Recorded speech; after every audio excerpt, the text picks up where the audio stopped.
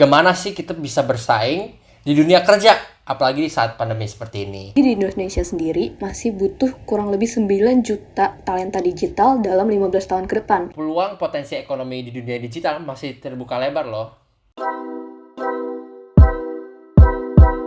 Halo guys, welcome back to obrolan karir digital. Kembali dengan gue Brandon Dan gue Lia. Nah, lu apa kabar nih, Ben? Gue baik, lu gimana Li?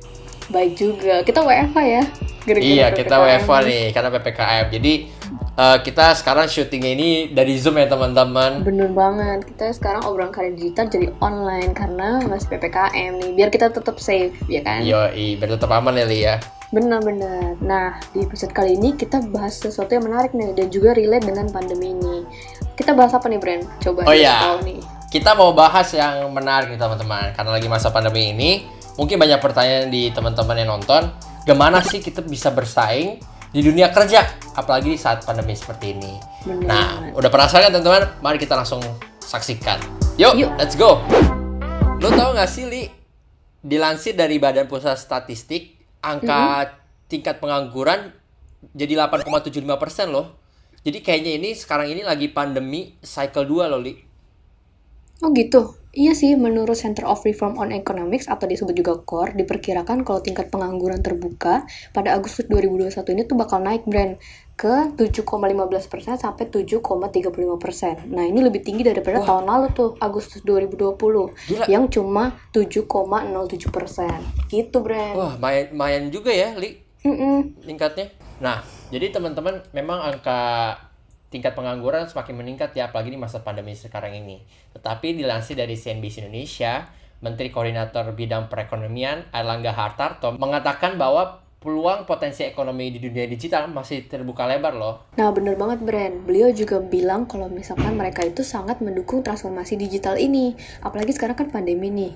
Banyak kegiatan kita yang dari harus fisik jadi virtual. Kayak kita sekarang nih, Brand, ngobrolnya by virtual kan? Iya, bener banget, Li. Jadi berdasarkan pemaparan Menteri Koordinator Bidang Perekonomian Komunitas Digital, itu didukung oleh beliau loh. Jadi di mana berisi talenta-talenta digital, Li.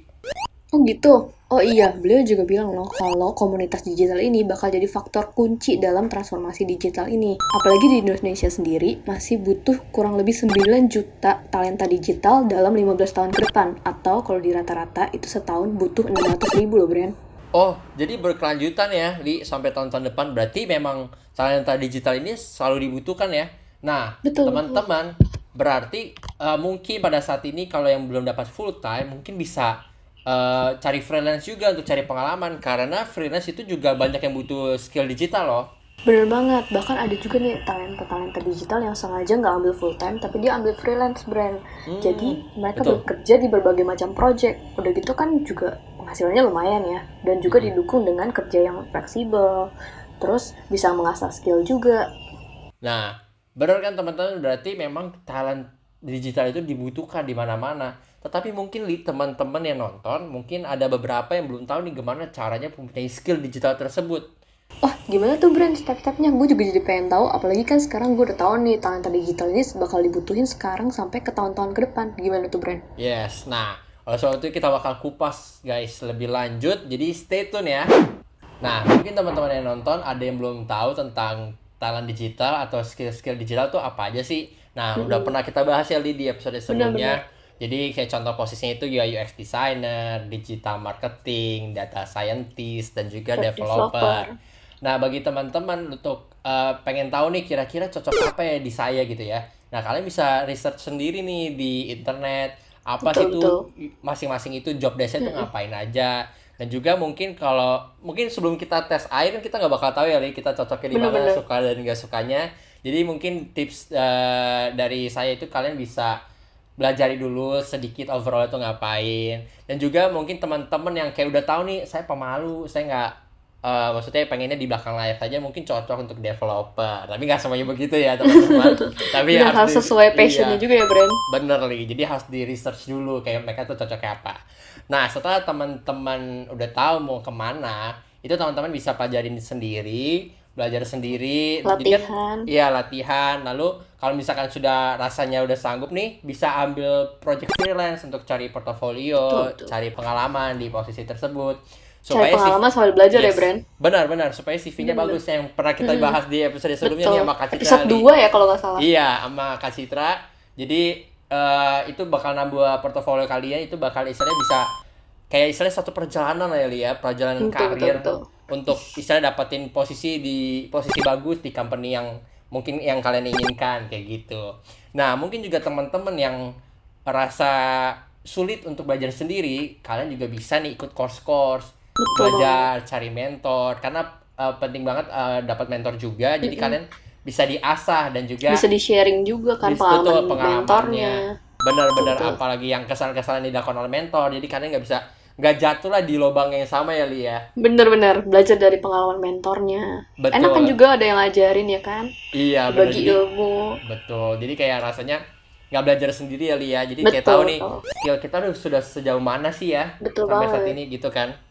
Nah, jadi tips yang tadi adalah teman-teman cari tahu dulu apa yang teman-teman suka dari posisi tersebut, apa yang kira-kira cocok. Lalu teman-teman pelajari sendiri dulu, secara basic boleh, fundamentalnya juga boleh. Lalu setelah itu ya, kalau teman-teman sanggup belajar sendiri itu it's okay, langsung saja belajar sendiri dan juga cari project langsung untuk menambah portofolio karena harus ada istilahnya pengalaman langsung untuk istilahnya dapetin goal. Jadi project ya. Betul, untuk dapetin goal di perusahaan yang teman-teman mau kayak gitu. Jadi mungkin nggak langsung ke company tersebut, tapi teman-teman bisa baby step dulu nih.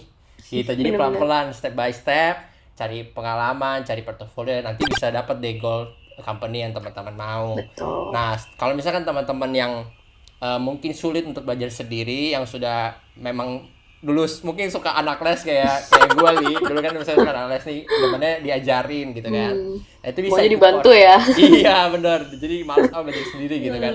Mungkin nggak termotivasi ya kan, Li, gitu kan. Nah, kalian teman-teman bisa tuh ikut kayak course, ikut mentor, program-program gitu. Atau jadi, workshop juga bisa tuh yang bisa. sekali. Bisa. Kan coba dulu workshop. Benar, workshop juga dapat certification, Li. Workshop juga dapat betul. Jadi nambah certification, portofolio, thanks dong ingetin, Li. itu bagus, itu tambah naikin value kalian teman-teman dan juga bisa dapatlah goal kalian untuk dapat kerja. Jadi itu aja sih teman-teman tipsnya. Yes, betul banget. Oke, Li, mungkin itu aja kali pembahasan kita di episode kali ini. Jadi semoga teman-teman yang nonton yang mau terjun ke dunia digital itu mungkin dapat bermanfaat dan juga bisa langsung terjun dan mempraktikannya. Karena teman-teman talenta digital sangat dibutuhkan ya, Li ya. Tadi 15 tahun ke depan kan? Betul banget. Sampai 15 tahun ke depan kira-kira. Betul, gak ada kata terlambat guys. Bisa kita mulai sekarang. Betul banget. Nah, thank you guys udah nonton video kita kali ini. Jangan lupa subscribe, like, dan komen. Terus share juga nih ke teman-teman kalian. Yes. Oke guys, thanks for watching. See you. Bye.